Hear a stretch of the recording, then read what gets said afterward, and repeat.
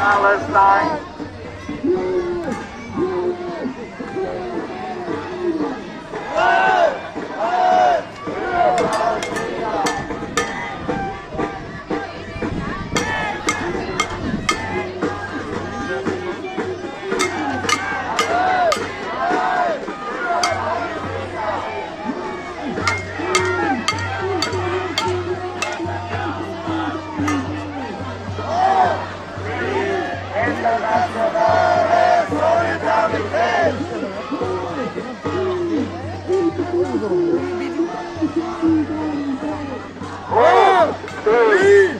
Internationale Solidarität.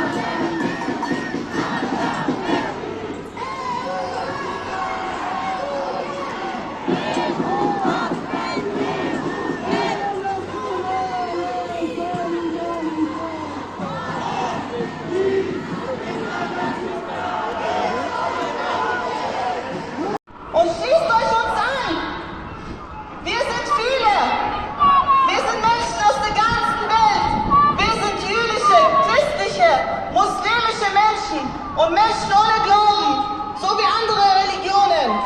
Wir kommen aus allen Teilen der Gesellschaft.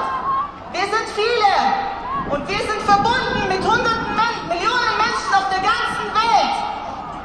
Wir wollen nicht den Verkehr und den Alltag stören, doch wir lassen uns den Mund nicht verbieten. Denn wir sind die Stimme der Demokratie und der Selbstbestimmung, des Friedens, der Gleichheit und der Menschlichkeit gegen Besatzung und Kolonialismus, Hungerkrieg, Apartheid und Völkermord.